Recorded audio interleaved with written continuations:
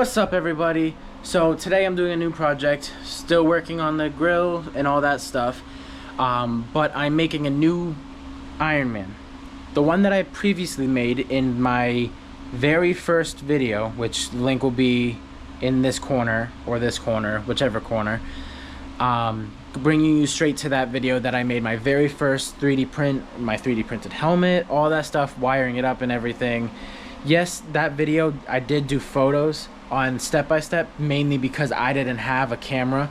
I had my phone, but I didn't think I would actually be growing in my YouTube channel, which that's a huge thank you to all of you guys, because right now I'm at 226 subscribers, which I never thought I would hit that. One of my videos, which isn't related to the 3D printing stuff or my truck, just passed 50,000 views, I believe, which is when I modified my SRB 400, my splatterball gun that shoots the little gel BBs, which it's this. This is not a sponsor, but a shout out or a sponsor or anything. This video is not sponsored, but this shoots these bullets once they get rehydrated in water. Which I'm so surprised that is growing so fast and so high. But my very first video, which I did an Ironman helmet, which is this guy right here. I made a 3D printed custom box for the motherboard, which is by the company name that goes by Crashworks 3D. This is, I can't remember the exact name of it. I'll look it up on my computer, and I'll also put it down in the description. But I did go over in that video saying that I wish that I had chosen a different battery pack, which is right here, because after a minute or two of me not using the helmet, this battery pack will shut off, and then I would have to turn it back on, but then it would reset my helmet. And Crashworks 3D actually, this board, little board right here, for free. They looked at my account, which is huge shout out to them. But this board is called a Penelope board. Keeps blinking on here, basically activating something, taking power from here. So this battery won't shut off now, because this is taking power, then it stops taking power, then it takes power, then it stops. So there's always something activating this power bank, so this power bank won't shut off. The only time it'll shut off is if this completely dies, which it's at 100% right now, so it won't die. And underneath the chin right here, I mounted a switch so I can activate the helmet with my chin. So I just go move my chin up and out and then back in. If I go, then it activates the face shield to open and then close. This helmet was my very first print. It is kind of small. I did make modifications to it because I wanted to be able to open and close it and take it off. So what I did was I put magnets on this side and on the other side, connecting the wires. So this switch works by a magnet. If I take apart that magnet, this switch doesn't work, but I can still take the helmet on and off, which I'll show you guys in a little bit if it still fits. I'm not 100% sure if it'll fit, because this was a year or two ago, and my head has definitely grown since then, all the knowledge. But I'll try to put it on. Before I put it on, I'm gonna show you guys it opening and closing. So the lights are on. If I double tap the button, they turn off. Tap again, turns on. Now if I click and hold the button, the eyes go dim, and then they shut off, and then they go bright. So if I hold it, and now it's starting to go dim, now going back to full brightness. And now I let go, and it stays at whatever brightness I chose. And if I tap it, it opens, and tap it, oh, close. It got too close to the top right here. It does kind of fit. It is a little bit snug on the sides, mainly because of my custom mods for the chin to come off and on. But I did notice that this one right here separated off, because I haven't used this. It's just been sitting there, so I can't get it to go. It won't fit, but I will take it off and I'll show you guys a little bit closer.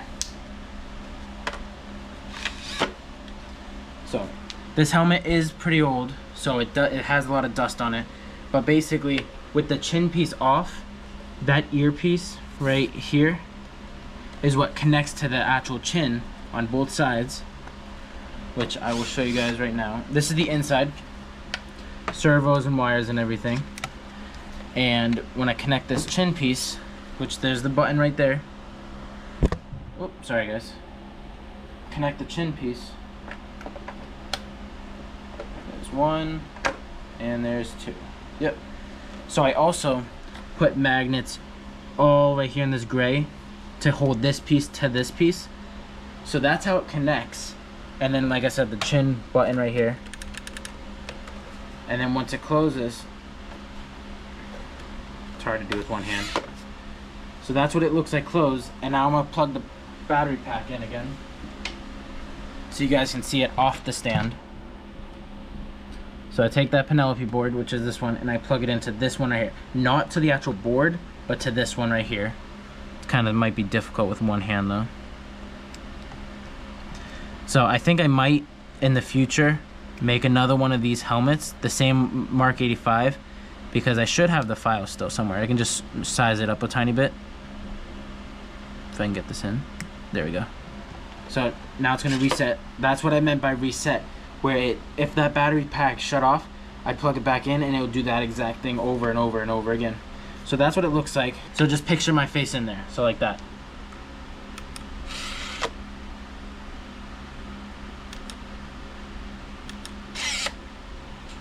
So that's the helmet. Now I'm gonna set that off to the side. I'm gonna leave that there for now. That's the custom stand, which I made a second video showing how I made it for that. But what I want to do is Ironman Mk38, which is in Ironman 3. If anyone's watched it, you know exactly who it is. I have all the pieces printed out, which are right here. There's the face, there's one half of the head, the other half of the head, and the chin down there. But I think I might have to reprint that because there's a little bit of an issue with it. But right now I'm using my wood burner, my custom fan for exhaust to blow out there, because I did relocate locations. So now my setup I can't use right now. But I am starting to fuse all these pieces together. I don't think I will be able to make this one open and close like that helmet that I just showed you guys. Mainly because in the movie it actually doesn't open and close. I just wanted to see if I can make it open and close just so I can see better. But if that doesn't work, I think what I might try to do is kind of like do a VR thing where there's a camera like at my chin or something, and put a little screen in front of my eyes so I can see where everything is without actually having to be there. But what I plan on doing is that guy up there, Mk38, or Igor is his name. If you don't know who it is, check out Ironman 3. Watch that. And that's what I want to do. But I want to try to make the full suit. Kind of like how I did my Mandalorian, which right now, he's up in that box. So, just because I don't have space for him to be set up. But I want to make the Ironman Mk38, which is that guy up there. I'll upload another video of an unboxing of that action figure up there. And I want to make the full suit, but I don't know if I'm going to make the whole suit out of 3D printing. I think I'm going to do what I did with the Iron Man. Sorry, guys. I think I'm going to do what I did with the Mandalorian by making some of the parts 3D printed, but other parts, most of the parts, are all going to be foam. But because the Ironman 38 is much bigger, I think I'm going to have to also use like some wood and some construction type stuff to make the suit bigger, because the suit is at least, I think, 8 to 9 feet tall, and I'm only 5 foot, maybe 6 foot something, I don't know. So I'm not, that's one thing. I know my channel is more strictly trying to make everything as realistic as possible to the movie specs, but I think that's way too big for me, at least in my current stage in life. Maybe later on in the future I might make actual realistic size, but as of right now I'm just going to make it to my body. But like, for example, the shoulders, I'm going to have to go up at least that big, like up to here, because his face is right in the center of his chest basically. But make sure you guys check out that movie, and I will get back to you guys once I'm done melting all that together. If you guys don't know what I mean by melting it together or splicing or joining the parts, check out my very first video where I did the Ironman, and check out my video when I made Mjolnir, because I also had to do the splicing, and you can't even see the seams that I added there, or the handle, or any of that stuff. So just make sure you guys check out those videos. But I will do a little quick video right now showing you guys what I'm doing, what I'm talking about by melting and splicing. So I'm gonna turn that down a little bit. Actually, I'll shut it off just so I can talk. So what I'm gonna be doing is I taped all these together to see if it fit, and it does. This piece fits, this piece fits, this piece fits.